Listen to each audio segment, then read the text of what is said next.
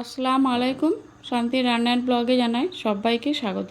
আশা করছি আপনারা সবাই ভালো আছেন, আমিও ভালো আছি। তো আবারও চলে এলাম আপনাদের মাঝে আর একটা রেসিপি নিয়ে। আজকে আমি করে দেখাবো ফিরনি। এই রেসিপিটা আপনারা অনেকে জানেন বা অনেকে বাড়িতে এভাবে তৈরি করে খান, তবে আমি কিভাবে তৈরি করছি সেটা একটু দেখে নিন। তো চলুন রেসিপিতে যাওয়া যাক। আমি এখানে প্রথমে গোবিন্দভোগ চাল নিয়েছি, আর আমি এখানে 50 গ্রাম চাল নিয়েছি। আর আমি এখানে গোবিন্দভোগ চাল নিয়েছি, আপনারা চাইলে এখানে বাসমতি চালও নিতে পারেন। তো চালটাকে ভালো করে 2-3 বার পানি পাল্টে পাল্টে ধুয়ে এটাকে আমি পানির মধ্যে ভিজিয়ে রেখে দেবো 30 মিনিট। 30 মিনিট রেখে দেওয়ার পর তারপর রান্না করব। এরপর আমি এখানে একটা কড়াই গরম করে নিয়েছি হালকা। এর মধ্যে আমি দিয়ে দেব 1 লিটার দুধ। আমি এখানে লিকুইড দুধটা ব্যবহার করেছি। দুধটা সবটাই আমি দিয়ে দিলাম। এরপর দুধটা আমি ভালো করে জাল করে নেব। দুধটাকে অনেকটাই ঘন করে নিতে হবে এইভাবে, আর বারবার এইভাবে নাড়তে হবে। দুধটা কোনোভাবেই শর্ট পড়তে দেওয়া যাবে না। তো বারবার এভাবে নেড়ে আমি দুধটাকে বেশ কিছুক্ষণ জাল করে নেব, আর দুধটাকে আমি ঘন করে নেব।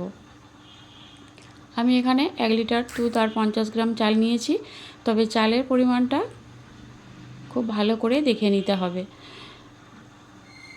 এরপর আমি এখানে 4টে এলাচ, ছোটো এলাচ মুখটা ফাটিয়ে দুধের মধ্যে দিয়ে দিলাম।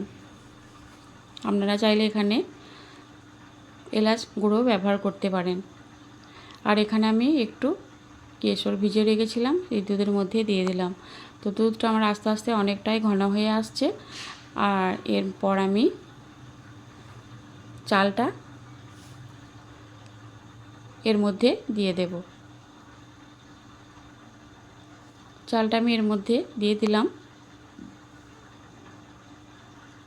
দিয়ে আবারও এটাকে ভালো করে নেড়ে চেড়ে দুধটা ঘন করে নেব।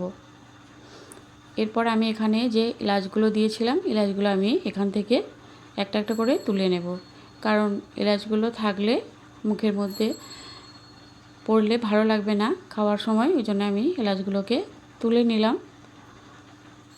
আর দুধটা দেখুন আমার অনেকটাই ঘন হয়ে গেছে। এই দেখুন অনেকটা ঘন হয়ে গেছে।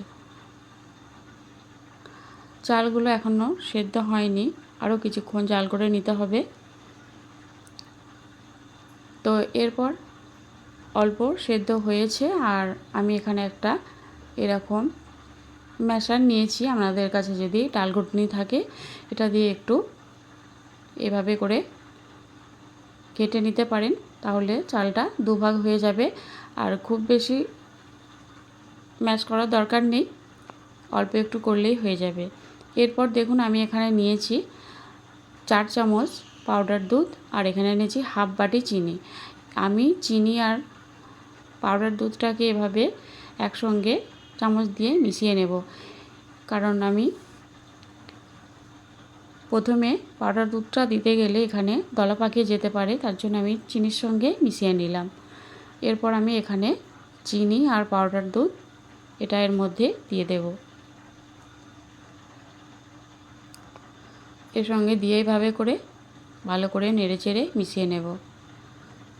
চিনির সঙ্গে দেওয়ার একটাই কারণ, এখানে যে আমি পাউডার দুধটা দিলাম সেটা এমনি দিলে এখানে দলা পেকে যাবে, তার জন্য আমি এভাবে চিনির সঙ্গে একটু মিশিয়ে নিলাম।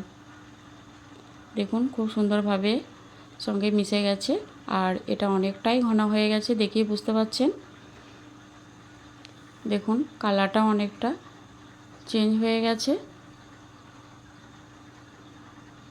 আর চালগুলো ভালোভাবে সেদ্ধ হয়ে গেছে। এখানে খুব বেশি চাল দেওয়া যাবে না। তো দেখুন এটা আমার প্রায় হয়ে এসেছে। এই দেখুন, দেখেই বুঝতে পারছেন এর থেকে আমি আর বেশি ঘন করব না। এই দেখুন, আর এটা আর একটা কথা বলি, বারবার এটাকে নাড়তে হবে, এটার কোনো সর পড়তে দেওয়া যাবে না। তো এটা আমার প্রায় রেডি হয়ে গেছে। এরপর আমি এখানে দিয়ে দেব কেওড়ার জল। আমি এখানে কেওড়ার জল নিয়েছি, আর এখানে আমি 1 চামচের মতো কেওড়ার জল দিয়ে দেব। কেওড়া জলটা দিয়ে আমি এভাবে হালকা করে একটু মিশিয়ে নিলাম। এরপর আমি এখানে এরকম 4টে ছোটো ছোটো বাটি নিয়েছি। আপনারা চাইলে মাটির ভাঁড়ও নিতে পারেন, ছোট যে মাটির বাটিগুলো হয় বা ভাঁড় হয় সে তার মধ্যেও নিতে পারেন। আমি সবগুলো বাটির মধ্যে তুলে নিলাম। এরপর এটাকে 2 ঘন্টা ফ্রিজে রেখে দেবো। তো কেমন হয়েছে